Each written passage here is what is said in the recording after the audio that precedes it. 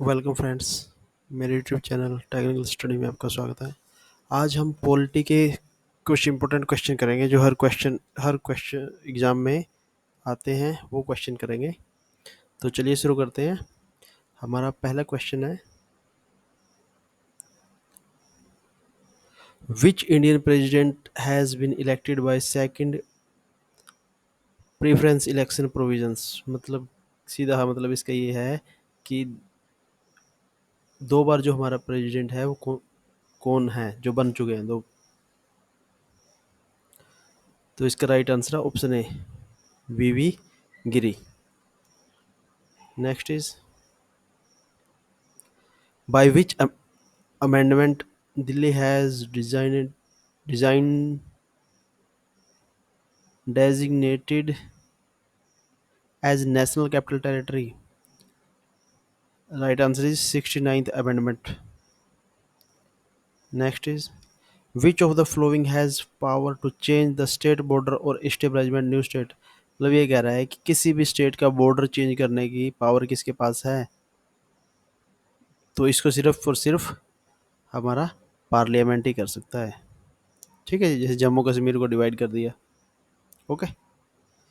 Next is, Rajya Sabha was stabilize on which date. ये 3 April 1952। Next question is, do UT send there representative to Rajya Sabha. सीधी सी बात है, भेजते हैं, yes.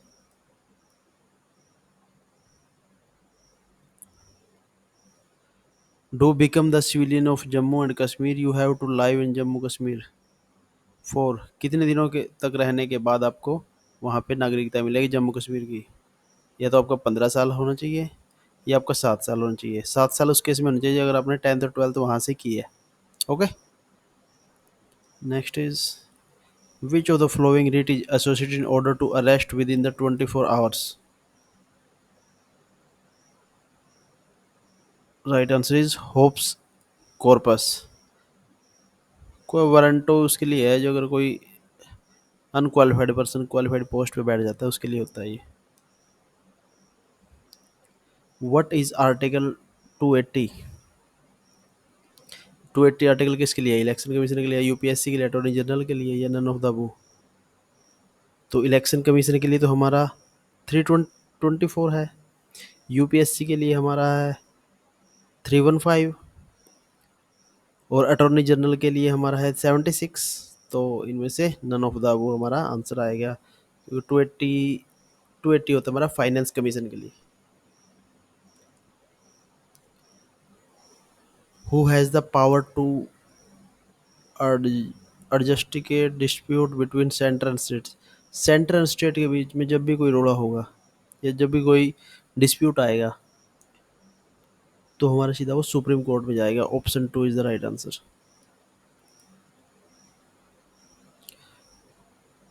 To adjudicate dispute between the center and the state come under which jurisdiction of Supreme Court। किस किस jurisdiction के अंडर आएगा वो? ओरिजिनल jurisdiction के अंदर आएगा। नेक्स्ट क्वेश्चन है, which article says about protection and improvement of environment, wildlife and forests। Article 28A। There are how many pages of Indian constitution. Indian constitution में कितने पेजेस हैं? 232 pages. Next is, which committee recommend the stabilisement of Panchayati Raj. किसने पंचायती राज committee को stabilise, कौन सी committee थी वो? तो वो थी बलवंत राय मेहता कमेटी। पहले सीडीएस बना था, फिर उसकी वो सक्सेसफुल नहीं हुआ, उसके बाद बलवंत राय कमेटी ने उस पर जांच कर उसको इम्प्लीमेंट किया। तो option 4 is the right answer. Which is known as the parents of the state.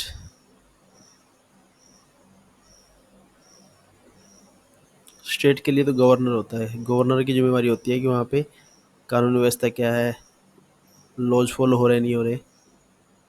Next is, which state first establish the Panchayati Raj system.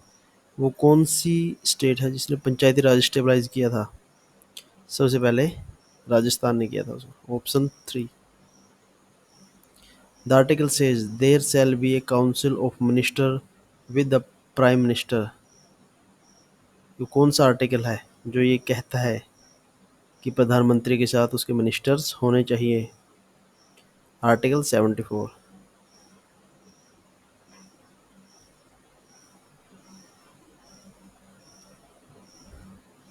State were stabilize on the basis of language in which year?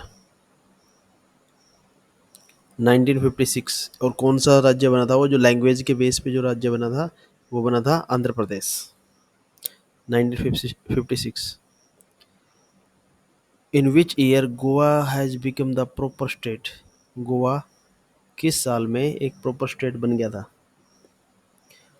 1987। और कौन सा state बना था? वो बना था 25th। Okay.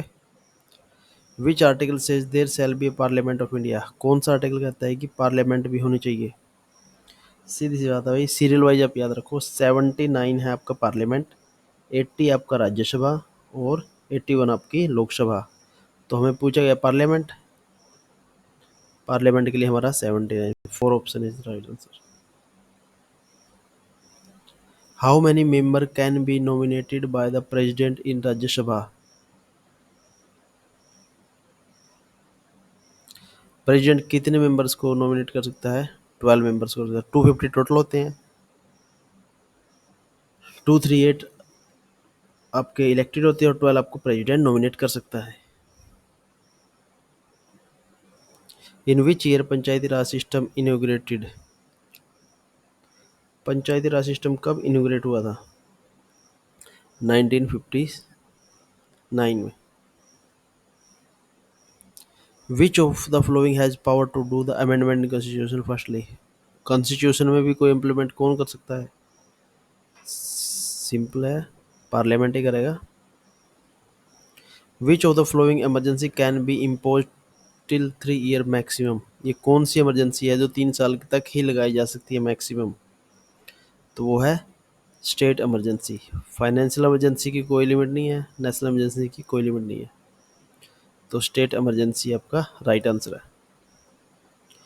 If any government violates the directive principle of state government will be responsible to the voter was the statement of whom?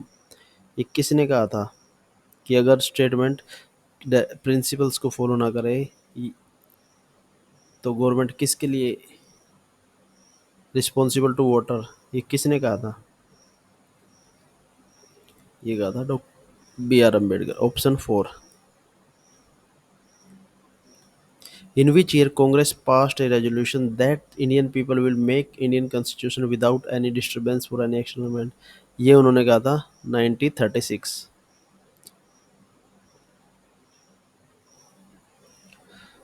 Jawaharlal Nehru ने जब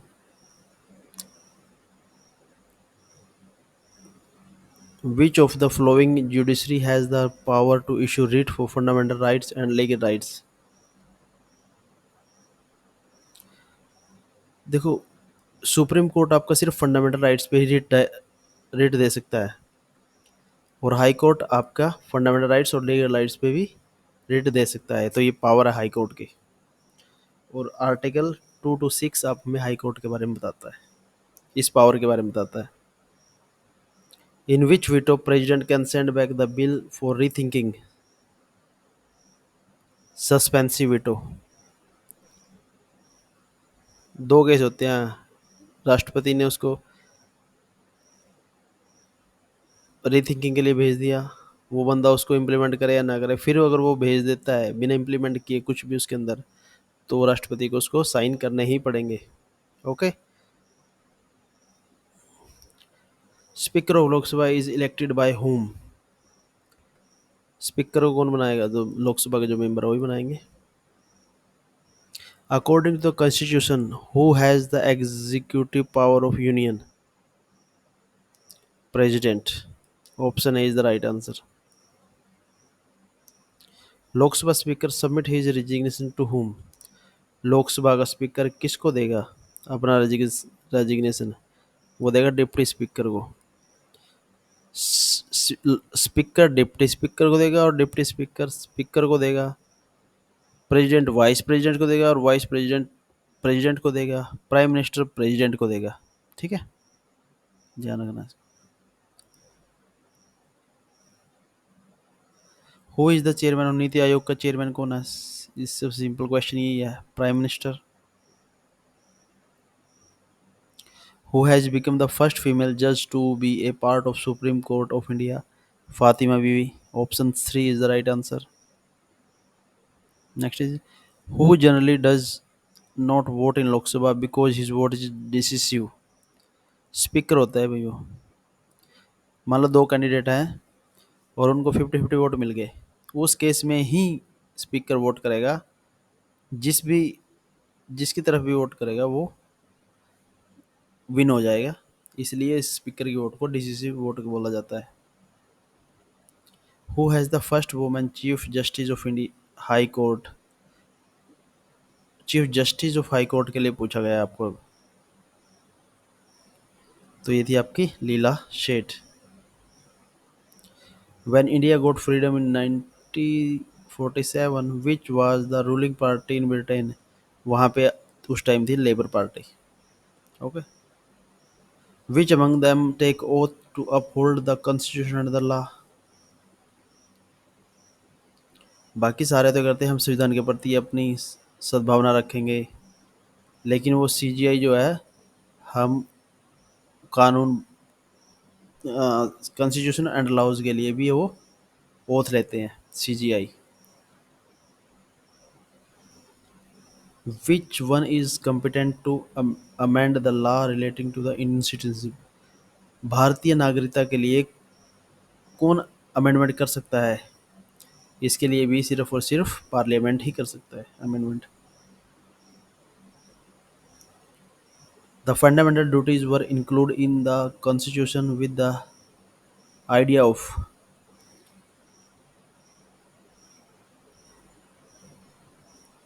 फंडामेंटल ड्यूटीज के अंदर राइट्स तो खत्म ही हो गए, राइट्स तो आएंगे नहीं, और उस फंडामेंटल ड्यूटीज से पावर का कोई मतलब नहीं है। तो curbing subversive and unconstitutional activities. Option second आपका राइट आंसर।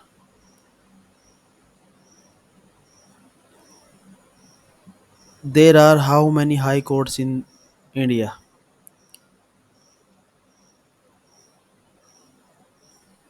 हाई कोर्ट हमारे पास अभी 25 है, और लेटेस्ट कौन सा बना है? अमरावती का बना है। Which high court has maximum number of जजेस?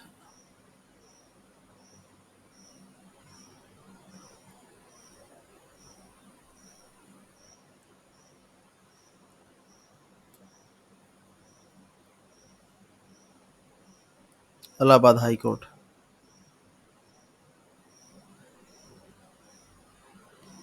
What is the minimum age required to become the vice president? Vice president के लिए कितनी एज होनी चाहिए आपके लिए?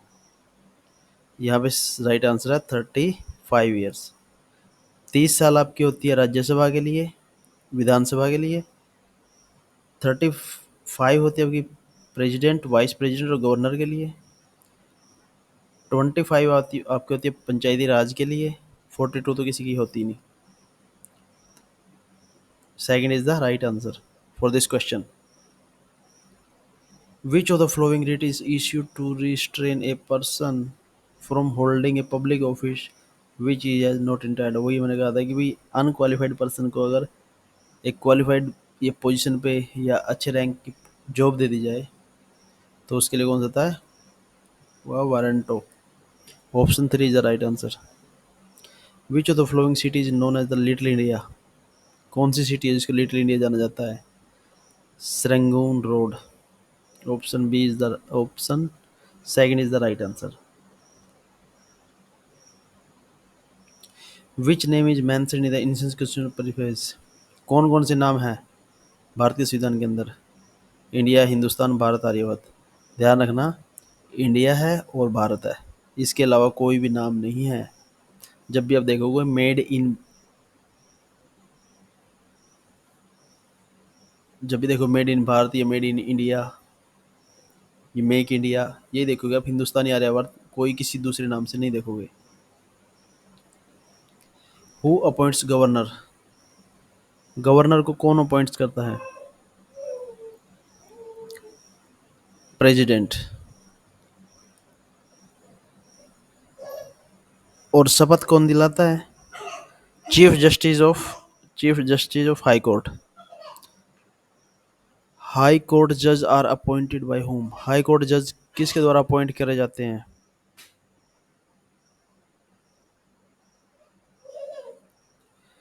हाई कोर्ट के जज हो या सुप्रीम कोर्ट के जज हो, अपॉइंट प्रेसिडेंट ही करेगा।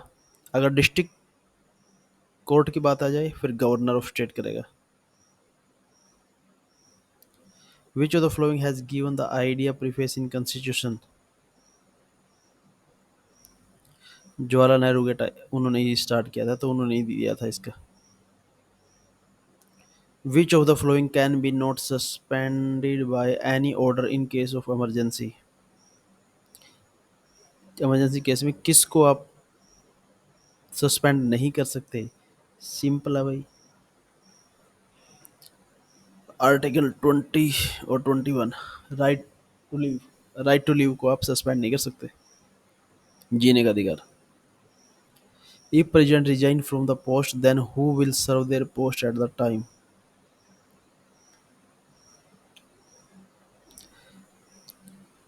तो अगर प्रेसिडेंट रिजाइन कर रहा है तो वाइस प्रेसिडेंट उस टाइम सर्व करेगा उसको। अगर वाइस प्रेसिडेंट भी नहीं है तो फिर चीफ जस्टिस करेगा।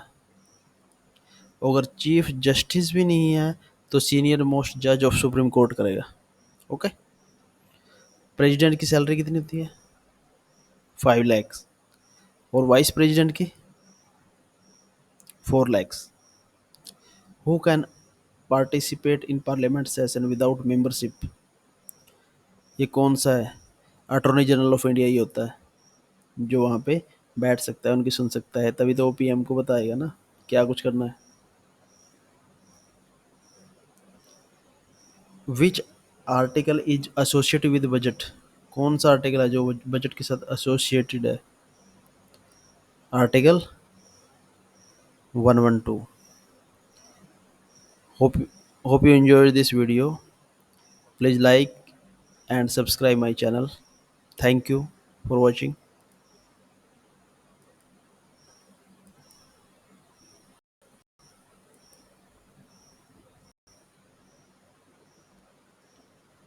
Thank you for watching this video.